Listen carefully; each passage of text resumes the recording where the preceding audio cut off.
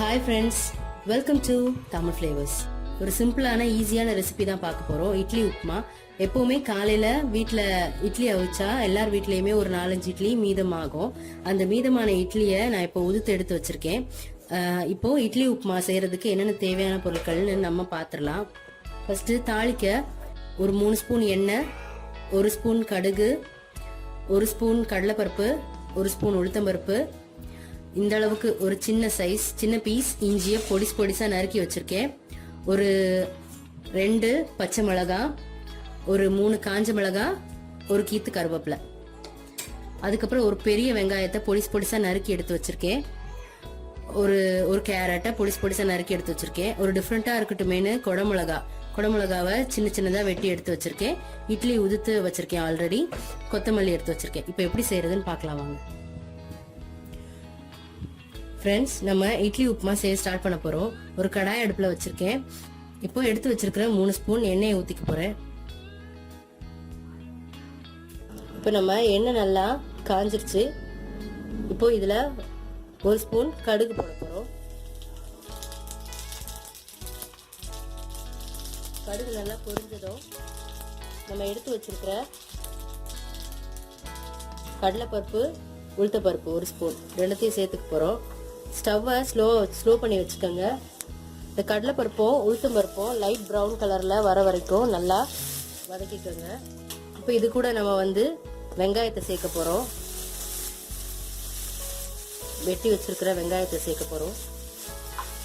வெங்காயத்தையும் சேர்த்து நல்லா வதக்கிக்கோங்க.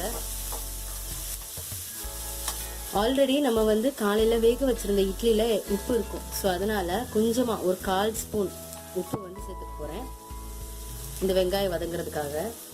இப்போ இது கூட நம்ம பொடிசா நறுக்கி வச்சிருக்கிற இஞ்சியை சேர்க்க போறேன்.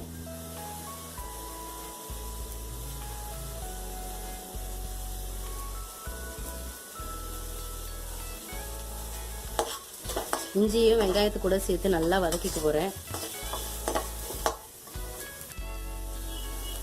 இஞ்சியையும் இந்த வெங்காயத்தை கூட சேர்த்து நல்லா வதக்கிக்கோங்க. நம்ம எடுத்து வச்சிருக்கிற 2 பச்சை மிளகா, 3 காஞ்ச மிளகாய லைட்டா கிள்ளி போட்டுக்கோங்க. இப்போ நம்ம போட்ட வெங்காயம் கொஞ்சம் பாதி வதங்கிருச்சு. இந்த ஸ்டேஜ்ல நம்ம வெட்டி வச்சிருக்க பொடிசா நறுக்கி வச்சிருக்கிற கேரட்டையும் சேர்த்துக்க போறேன்.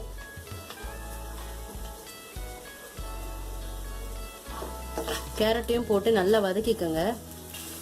இப்போ இந்த கேரட் சீக்கிரம் வதங்கிறதுக்காக ஒரு 2 ஸ்பூன் தண்ணி,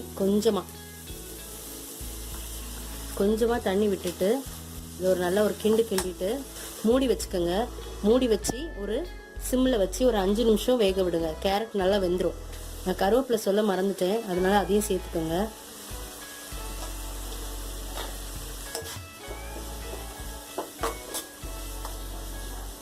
இதை மூடி வச்சு ஒரு 5 நிமிஷம் சிம்ல வேகட்டும். கேரட் ஒரு 5 மினிட்ஸ் ஆயிடுச்சு. இப்போ நம்ம கேரட் வெந்துருச்சான்னு பார்க்கலாம்.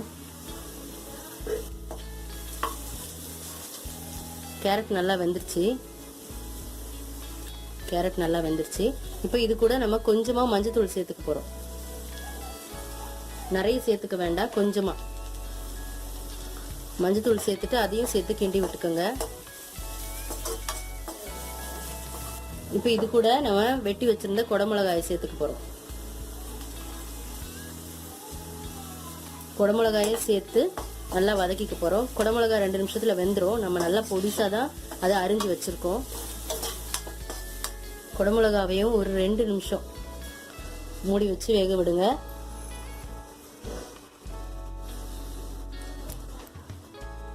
இப்போ நம்ம குடமிளகாவும் வெந்துருச்சு.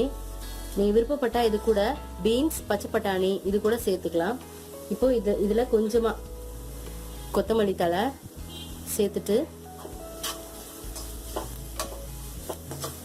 கிண்டி இது கூட நம்ம உதுத்து வச்சிருக்கிற இட்லியை சேர்த்துக்க போறோம்.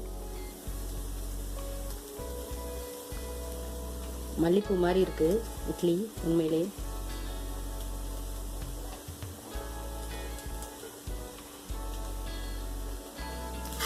நம்ம உதுத்து வச்சிருக்க இட்லியை நல்லா இது கூட கலந்து விட்டுக்க போறோம்.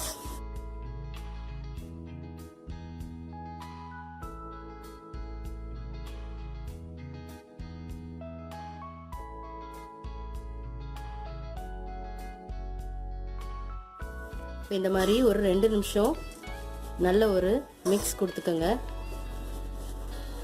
இப்போ நம்ம சுவையான இட்லி உப்புமா ரெடி ஆயிடுச்சு. இப்போ இதுக்கு உப்பு காரம் எல்லாம் சரியா இருக்கான்னு பார்த்து நீங்க ஸ்டவ் ஆஃப் பண்ணிக்க வேண்டியதான். ஃப்ரெண்ட்ஸ், நம்மளோட சுவையான இட்லி உப்புமா ரெடி ஆயிடுச்சு. வீட்டில் மீதமான இட்லி இருந்தால் கண்டிப்பாக நீங்களும் இதை ட்ரை பண்ணி பாருங்க. இதில் நீங்கள் பச்சை பட்டாணி, பீன்ஸ் எல்லாம் சேர்த்துக்கிட்டிங்கன்னா இன்னும் ரொம்பவே டேஸ்ட்டாக இருக்கும். இதுக்கு தொட்டுக்க நான் தக்காளி குருமா எடுத்திருக்கேன், வீட்டில் செஞ்ச தக்காளி குருமா. இந்த தக்காளி குருமா எப்படி செய்கிறதுங்கிற வீடியோ நான் நெக்ஸ்ட் வீடியோ அப்லோட் பண்ணுறேன். நீங்களும் உங்கள் வீட்டில் இதை ட்ரை பண்ணி பாருங்கள். ட்ரை பண்ணி பார்த்துட்டு உங்களோட கமெண்ட்ஸை ஷேர் பண்ணுங்கள். எங்களோட சேனலை சப்ஸ்கிரைப் பண்ணுங்கள். தொடர்ந்து எங்களுக்கு சப்போர்ட் பண்ணுங்கள். தேங்க்யூ ஃபார் வாட்சிங்.